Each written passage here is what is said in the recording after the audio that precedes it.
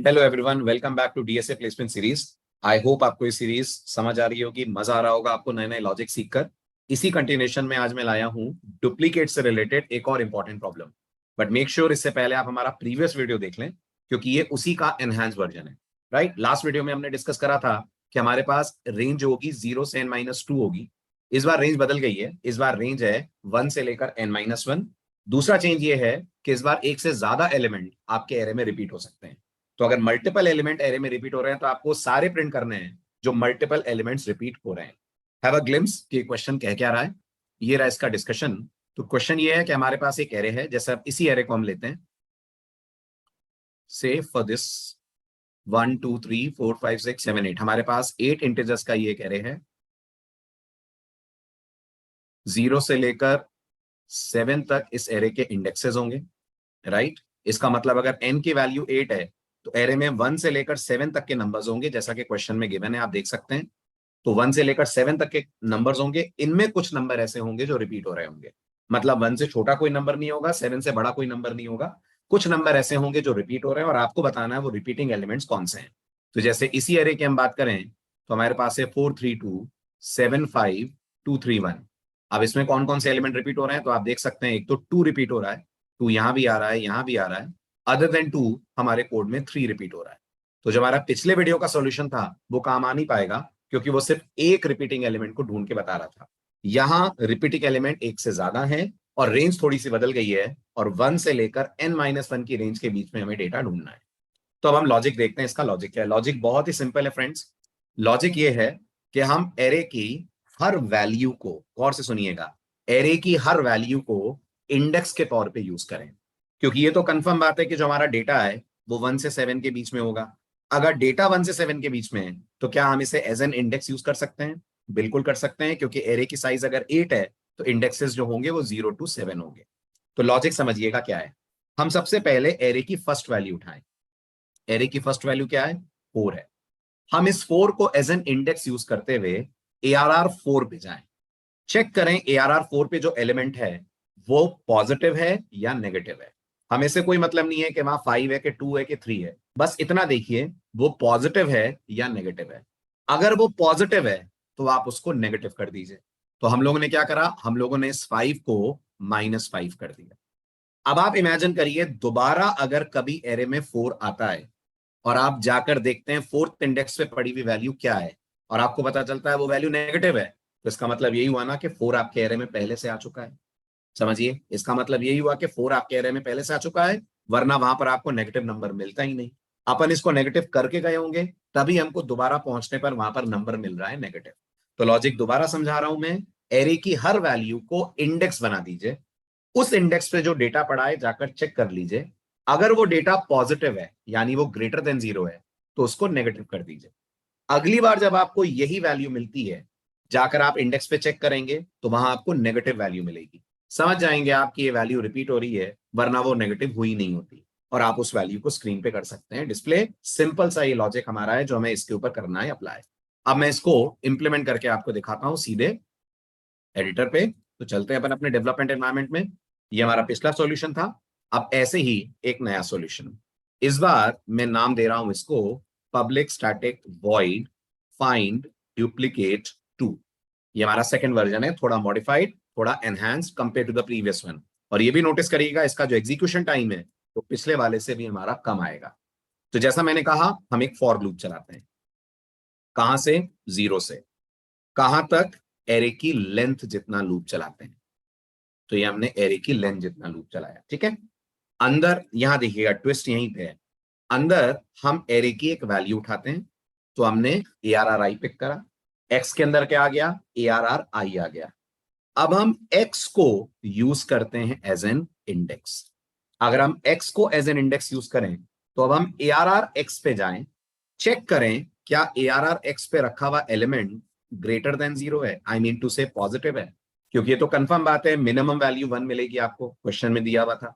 तो अगर ये वैल्यू ग्रेटर देन 0 है तो अपन इस वैल्यू को माइनस यानी नेगेट कर दें, यानी इसको नेगेटिव कर दें, ठीक। लेकिन अगर ये वैल्यू ग्रेटर देन 0 नहीं है तो इसका मतलब ये वैल्यू मैनिपुलेट हुई होगी कभी ना कभी। कभी ना कभी ये इफ ट्रू हुआ होगा और ये वैल्यू मैनिपुलेट हुई होगी। तो हम लोग एल्स में जाएं और एल्स में जाकर system dot out dot println से इसको प्रिंट कर दें। किसको प्रिंट कर दें? एक्स को प्रिंट कर दें। एक्स को क्यों प्रिंट कर दें? क्योंकि एक्स ही वो वैल्यू है जो हमारे कोड में रिपीट हो रही है किसी पर्टिकुलर इंडेक्स पे जाकर। तो हम लोग एक्स को स्क्रीन के ऊपर डिस्प्ले कर दें। बस अब इस कोड में एक छोटी सी दिक्कत है, अगर आप ऑब्जर्व करें, क्योंकि हम लोग एरे के अंदर नेगेटिव नंबर भरते जा रहे हैं, तो कभी ना कभी ऐसा भी होगा ना कि हमारे एक्स में नेगेटिव नंबर आएगा, और अगर हम नेगेटिव नंबर को एज एन इंडेक्स यूज करने लगे तो जावा थ्रो कर देगी array index out of bounds exception. अगर हम नेगेटिव नंबर को एज एन इंडेक्स यूज करें तो जावा थ्रो कर देगी array index out of bounds exception. और नेगेटिव क्यों होगा? क्योंकि हमारा ये इफ स्टेटमेंट एरे की वैल्यूज को नेगेट करता चल रहा है। देखिए मैं इस फंक्शन को कॉल करता हूं, इस मेथड को कॉल करता हूं, and will get to see an exception thrown by Java. फिर देखते हैं उसको अपन कैसे रेक्टिफाई करते हैं। कोड एग्जीक्यूट कीजिए। जैसे ही कोड हमारा एग्जीक्यूट होगा, code is going to throw the exception. As you can observe, हमारा code array index out of bounds exception कर रहा है जनरेट। अब कैसे इसको सॉर्ट आउट करा जाए? तो बहुत सिंपल सी बात है। हम ये चाहते हैं कि x जब यूज हो रहा हो एज इंडेक्स, तो अगर x की वैल्यू नेगेटिव आ रही है तो हम लोग x को क्या कर दें? हम लोग x को पॉजिटिव कर दें। एक तरीका तो आप ऐसे ले लें, x को माइनस ऑफ x कर दें तो वो पॉजिटिव हो जाएगा। दूसरा, ये जबरदस्ती का जो मैंने इफ लगाया है, इसे हम अवॉइड कर सकते हैं। जावा के पास आप सबको पता है मैथ नाम की एक क्लास है, उसके पास एक एबीएस नाम का मेथड है। उसे आप अगर कोई नेगेटिव नंबर देंगे तो वो उसे पॉजिटिव करके आपको दे देगा। मतलब आप अगर उसे -3 देंगे तो वो आपको रिटर्न कर देगा 3। तो हम क्या करें, हम यहां पर मैथ डॉट एबीएस यूज कर लेते हैं। राइट, एबीएस ओवरलोडेड है तो ये इंटीजर वाले पे भी चलता है। ठीक, अब आप समझने की कोशिश करिए कोड हमारा कैसे काम करेगा। सबसे पहले तो हम रन कर लेते हैं एंड लेट अस चेक हमें आउटपुट सही मिल रहा है कि नहीं। तो अगर मैंने इसको रन करा, हमारे एरे में रिपीट हो रहे हैं 3 और 2, तो आप देख सकते हैं हमें रिपीटिंग एलिमेंट्स मिल रहे हैं। Now let's trace it. Tracing से आपको और क्लैरिटी मिलेगी। और आप ये भी ध्यान रखिएगा, मैं आपको इतने सारे सॉल्यूशन इसीलिए बताता हूं ताकि इन क्वेश्चंस में कई तरह के मैनिपुलेशंस करके कंपनीज पूछती हैं। ऐसा नहीं है कि जो मैं करा रहा हूं यही question as it is company में आने वाला है। जैसे अभी आपने देखा पिछले में 0 to n-2 था, इस बार रेंज चेंज होकर 1 से n-1 हो गई है। तो मैं इसलिए आपसे इतने सारे सॉल्यूशन डिस्कस कर रहा हूं ताकि अगर आपके सामने कोई वेराइटी आए तो आप भी उसके बारे में खुद से लॉजिक सोच पाए और इंप्लीमेंट कर पाए। ये पक्की बात है, लॉजिक इन्हीं में से कुछ मिलते जुलते होंगे। ठीक है, तो अपन ट्रेस करते हैं। ये है हमारा एरे। ठीक, एरे कितने का है? एरे हमारा 8 एलिमेंट्स का है। 1 2 3 4 5 6 7 एंड 8। इंडेक्सेस हमारे एरे के 0 से लेकर 7 तक है। डेटा एरे के अंदर है 432 75 231। ठीक है, अब जैसे ही हमारा मेथड कॉल हुआ, सबसे पहले हमने ARRI को पिक करा। ARRI में कौन है? गौर कीजिए, ARRI में इस समय 4 है। आई की वैल्यू इस समय 0 पे है। ओके, ARRI में अगर 4 है तो x के अंदर 4 आया। अब हमने ARRX को चेक करा। ARRX मतलब हमने ARR4 को चेक करा। क्या ARR4 ग्रेटर देन 0 है? जी हाँ, ARR4 ग्रेटर देन 0 है। तो हम ARR4 पे जो वैल्यू पड़ी है उसको नेगेट कर देते हैं। ARR4 पे क्या पड़ा है? 5 पड़ा है। हम इसको कर देते हैं -5। और आपको इजीली समझ में आया इसलिए मैं कलर भी चेंज कर देता हूं। हालांकि जावा कलर चेंज नहीं करने देती है, राइट, लेकिन मैं अपनी तरफ से कलर चेंज करके ट्रेस कर देता हूं। तो ये हमारा -5 हो गया। ओके, इसके बाद हम लोग आते हैं आई को इंक्रीमेंट करते हैं। आई इंक्रीमेंट होकर आ गया इंडेक्स नंबर 1 पे। एल्स तो चला नहीं क्योंकि F2 था। अब नोटिस करिए इंडेक्स 1 पे हमारे पास क्या है? इंडेक्स 1 पे हमारे पास 3 है। हम जाकर चेक करते हैं ARR3 पे जो वैल्यू है क्या वो ग्रेटर देन 0 है? ऑफ कोर्स ARR3 पे पड़ा हुआ है 7। हम इस 7 को भी कर देते हैं नेगेट। नेगेट कर दिया तो ये 7 क्या बन गया फ्रेंड्स? ये 7 बन गया -7। ठीक है, फिर उसके बाद हमने आई को इंक्रीमेंट करा। आई इंक्रीमेंट होकर पहुंचा इंडेक्स नंबर 2 पे। ठीक, अब हमने इंडेक्स नंबर 2 का डेटा उठाया तो वो 2 है। चेक करा ARR2 क्या ग्रेटर देन 0 है? जी हाँ, ARR2 ग्रेटर देन 0 है, वहां पर 2 है। हमने इस 2 को कर दिया नेगेट। ओके, तो ये 2 हमारा क्या हो गया? ये 2 हमारा -2 हो गया। फिर हमारा आई वेरिएबल इंक्रीमेंट हुआ। आई इंक्रीमेंट होकर पहुंचा इंडेक्स नंबर 3 पे। अब देखिएगा ट्विस्ट, जब इंडेक्स नंबर 3 पे आए तो एक्स के अंदर क्या आया? एक्स के अंदर आया -7 का एब्सोल्यूट विच इज 7। अब हमने 7 क्यों करा? अब आप समझ पा रहे हैं, क्योंकि अब हम 7 को एज एन इंडेक्स यूज कर रहे हैं। अब हम चेक करेंगे क्या ARR7 पे जो वैल्यू पड़ी है वो ग्रेटर देन 0 है। तो आप चेक करिए ARR7 पे जो वैल्यू पड़ी है वो है 1। ग्रेटर देन 0 है, हमने इसको भी कर दिया अपनी तरफ से नेगेट। तो नोटिस करिए यहां पर आकर हमने स्टोर कर दिया -1। फिर उसके बाद आई इंक्रीमेंट हुआ, आई इंक्रीमेंट होकर कहां पहुंचा, इंडेक्स नंबर 4 पे पहुंचा। इंडेक्स 4 पे हमारे पास है 5, एब्सोल्यूट करा तो -5, तो एब्सोल्यूट करा तो वो हो गया 5। ARR 5 पे जाकर चेक करा, ARR 5 भी हमारा ग्रेटर देन 0 है, तो वहां पर हमें 2 मिल रहा है। ठीक है, जैसे ही हमें यहाँ पर 2 मिल रहा है, हमने इस 2 को नेगेट कर दिया। ठीक है, तो लेट मी इरेज दिस, ये 2 हमारा नेगेट हो गया। ठीक है, फिर उसके बाद आई को हमने इंक्रीमेंट करा, आई को इंक्रीमेंट करा तो आई इंक्रीमेंट होकर पहुंचा इंडेक्स नंबर 5 पे। इंडेक्स 5 पे हमने वैल्यू पिक करी तो हमें -2 मिला। एब्सोल्यूट करा तो हमें क्या मिल गया, एब्सोल्यूट करा तो हमें 2 मिल गया। अब देखिएगा लॉजिक हमारा काम कर रहा है। ARR 2 पे जाकर चेक करा, क्या वैल्यू ग्रेटर देन 0 है, नहीं, ARR 2 पे हमें नेगेटिव नंबर मिल रहा है। क्या मतलब है इसका, इसका मतलब है इस सेल पे हम आ चुके हैं, कहीं ना कहीं एरे में 2 पहले आ चुका है, तो कोड एल्स में जाएगा और प्रिंट कर देगा x को। x की वैल्यू को हमने क्या करा हुआ है, x की वैल्यू को हमने ऑलरेडी एब्सोल्यूट करा हुआ है, तो हमें पहला नंबर रिपीटिंग एलिमेंट मिल गया विच इज 2।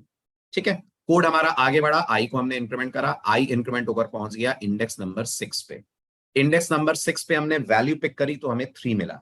चेक करा, क्या ARR 3 ग्रेटर देन 0 है, चेक करिए ARR 3 ग्रेटर देन 0 नहीं है, ARR 3 पे -7 है।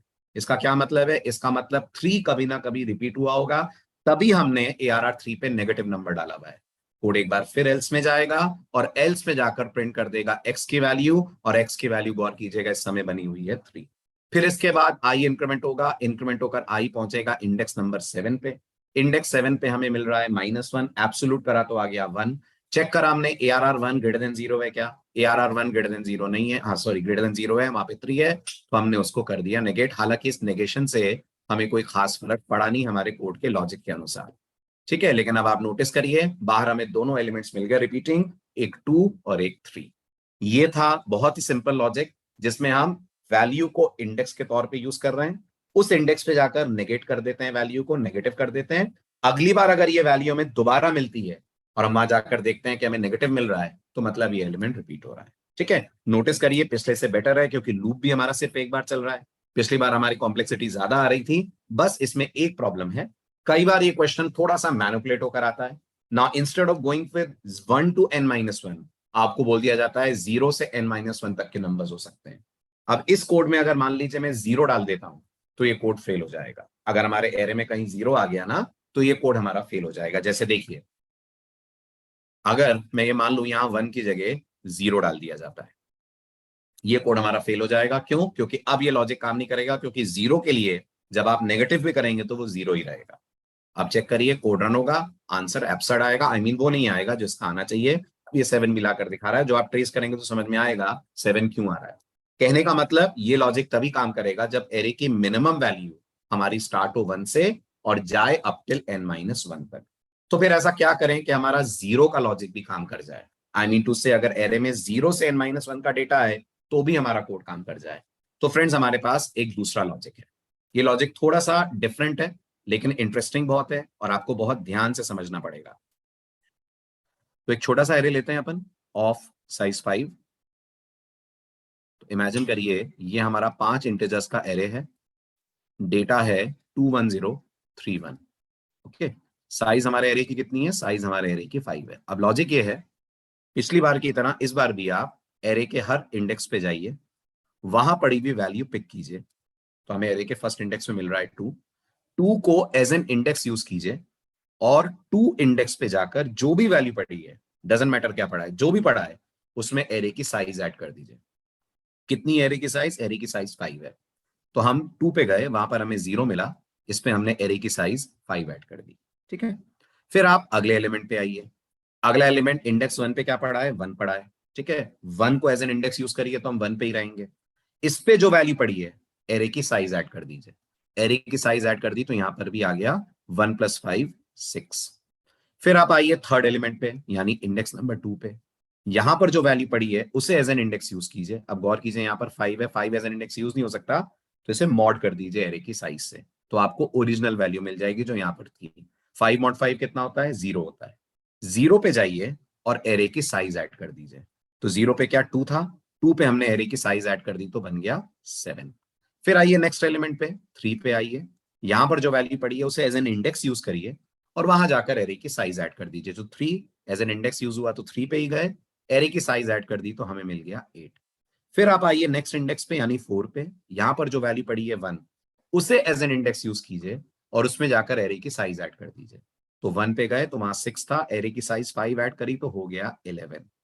ठीक है, और यहां हमारा 1 रहा। तो फ्रेंड्स अब हमारा जो नया एरे है, ध्यान से देखिएगा, वो थोड़ा सा मैनिपुलेट होकर हो गया है 7, 11, 5, 8 और 1। इंडेक्सेस हैं 0, 1, 2, 3, 4। अब आप एक लूप फिर चलाइए, एरे के अंदर मौजूद हर वैल्यू को लेंथ से डिवाइड कर दीजिए। चेक कर लीजिए आने वाला रिजल्ट ग्रेटर देन 2 आ रहा है, ग्रेटर देन इक्वल टू 2 आ रहा है।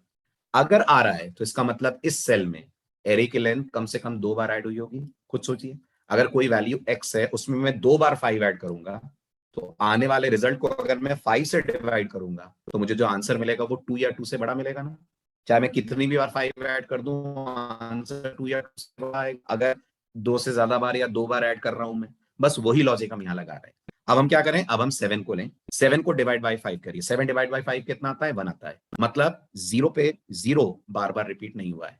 ठीक है, अब आइए आप 11 पे, 11 को डिवाइड बाय 5 करिए तो कितना आता है, 11 डिवाइड बाय 5 2। 2 मतलब कि ये जो 1 एलिमेंट है ये हमारा एरे में एक से ज्यादा बार आया होगा, तो 1 को प्रिंट कर दीजिए। फिर आइए आप नेक्स्ट एलिमेंट पे 5, 5 अपॉन 5 इज 1, नहीं 2 रिपीट नहीं हुआ होगा। फिर आइए आप नेक्स्ट एलिमेंट पे 8, 8 डिवाइडेड बाय 5 इज 1, इस पे 3 है मतलब 3 भी बार बार नहीं आया है। 1 को डिवाइड बाय 5 करिए, वैसे ही 0 होने वाला है। तो अब आप नोटिस करिए, हमें पता चल गया कि ये इंडेक्स 1 जो था, क्योंकि हमने इसको एज एन इंडेक्स यूज करा है वैल्यू को, ये एरे में मल्टीपल टाइम्स आया। अब इसी सॉल्यूशन को मैं इंप्लीमेंट करके आपको दिखाता हूं, और हम ट्रेस इस वाले एरे पे कर ही चुके हैं, अपने इस एक्चुअल एरे पे भी हम इसको चला के देख लेंगे। सो इस बार हमारा थर्ड वर्जन है, public static void find tup3। Parameter में ये ले रहा है एक एरे, ओके, सो इंट arr। और जैसा मैंने आपसे कहा, अब लॉजिक का इंप्लीमेंटेशन करते हैं। For integer i equal to 0, i less than arr dot length followed by i plus plus. ठीक है, अंदर आते हैं, अंदर आकर हम x के अंदर स्टोर करते हैं arr i, लेकिन गौर करिएगा क्योंकि हम इसको एज एन इंडेक्स यूज करने वाले हैं, तो हम मॉड कर दें इसे arr डॉट लेंथ से। arr की जो लेंथ आ रही है उससे इसका हम मॉड निकाल लें। इससे ये होगा कि हम इंडेक्स रेंज के अंदर ला पाएंगे, वरना आ जाएगी error index out of bounds exception. फिर हम क्या करें, arr x पे जाएं, x को एज एन इंडेक्स यूज करें, और यहां जो पड़ा है उसमें क्या ऐड कर दें, उसमें ऐड कर दें एरे की लेंथ। कुल मिलाकर हमें बस इस वैल्यू को मैनिपुलेट करना है, तो हमने इस वैल्यू को मैनिपुलेट कर दिया। ठीक है, बस इतना कर दें। अब हम एक और फॉर लूप इटरेट करें जो हमारा फिर से चले 0 से लेकर less than arr dot length तक i प्लस प्लस। और अब हम क्या करें, अब हम चेक करें कि arr i में जो वैल्यू है, अगर उसको हम डिवाइड करते हैं एरे की लेंथ से, और आने वाला result greater than equal to 2 आ रहा है, व्हाट डज दिस मीन, इसका मतलब ये वैल्यू पे लेंथ एटलीस्ट 2 बार ऐड हुई है, तभी डिवाइड बाय लेंथ कर रहे हैं, तो greater than equal to 2 answer आ रहा है। बस अंदर आकर हम लोग x को प्रिंट कर दें, सॉरी हम लोग i को प्रिंट कर दें। राइट, i हमारा इंडेक्स है जो कि एज अ वैल्यू यूज हुआ था। ठीक, उसके बाद अपन अगर इस कोड को एग्जीक्यूट करते हैं, फाइंड डुप्लीकेट 2 की जगह फाइंड डुप्लीकेट 3 कॉल करते हैं, तो वो जो प्रॉब्लम आ रही थी वो नहीं आनी चाहिए।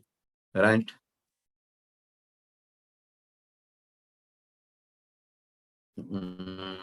सेमीकोलन इज मिसिंग, कहाँ मिस कर दिया मैंने, I have miss semicolon at this point, no problem, हो जाता है कभी कभी। रन करते हैं, and as you can see we are done with it. हम अपने एरे में ढूंढ पाए रिपीटिंग एलिमेंट्स इंक्लूडिंग 0। अगर 0 है भी तो हमारा कोड 0 को इंक्लूड नहीं करेगा, और अगर 0 रिपीट हो रहा है, लेट से 0 2 बार आ रहा है, तो ये कोड बता देगा आपको कि 0 आपके एरे में 2 बार आ रहा है। करेक्ट, ये था हमारा लॉजिक। इसमें एक और आप अच्छा काम कर सकते हैं, हो सकता है एरे में कोई रिपीटिंग एलिमेंट ही ना हो। जैसे मान लीजिए यहाँ पर 4 है, ठीक है, 4 3 2 7, छोटा एरे ले लेते हैं, ये हमारा एरे है, इमेजिन करिए 4 3 2 1, और लेट्स गो फॉर 0। ठीक है, एरे 5 का है हमारे पास, जो वैल्यूज आ रही हैं वो 0 to n-1 आ रही हैं, और कोई एलिमेंट हमारा रिपीट नहीं हो रहा है। तो भी आप देखिएगा ये कोड काम करेगा, ऑल्दो ये आपको स्क्रीन पे कोई वैल्यू प्रिंट करके नहीं देगा, राइट। अब इसको कैसे हैंडल कर सकते हैं आप, सिंपल सा एक बूलियन वेरिएबल ले लीजिए, ठीक। कई बार ये भी बोला जाता है कि अगर एरे में रिपीटिंग एलिमेंट नहीं है तो आप ये बताएं कि नहीं है, ठीक। इस फाउंड की वैल्यू को फॉल्स कर दीजिए, अपने इस लूप के अंदर आकर फाउंड की वैल्यू को ट्रू कर दीजिए, ठीक। बाहर आकर आप चेक कर लीजिए, इफ नॉट फाउंड, यानी अगर फाउंड फॉल्स ही रहा तो give a message no repeating elements. ये और ज्यादा फ्रेंडली हो गया, ये भी बताएगा कि कोई एलिमेंट रिपीट नहीं हो रहा है, सिर्फ आपको ये चेक करना है फाउंड की वैल्यू अगर फॉल्स है। रन करिए, resultant answer should appear as no repeating elements, correct. तो फ्रेंड्स आई थिंक आपको ये लॉजिक समझ आया होगा, ये बहुत ही इंटरेस्टिंग लॉजिक है। एक बार फिर आप खुद ट्रेस करिएगा, ड्राई रन करिएगा, और आप समझ पाएंगे इस तरह की कई क्वेश्चंस आपको मैनिपुलेट करके कंपनीज में मिलते हैं, तो आप इसे इजीली सॉल्व कर पाएंगे। ऐसे ही एक और इंटरेस्टिंग वीडियो के साथ मिलते हैं नेक्स्ट सीरीज में, नेक्स्ट वीडियो में। Till then please keep watching the series, share करिए, अपने फ्रेंड्स को बताइए ताकि आपको इससे काफी बेनिफिट मिले।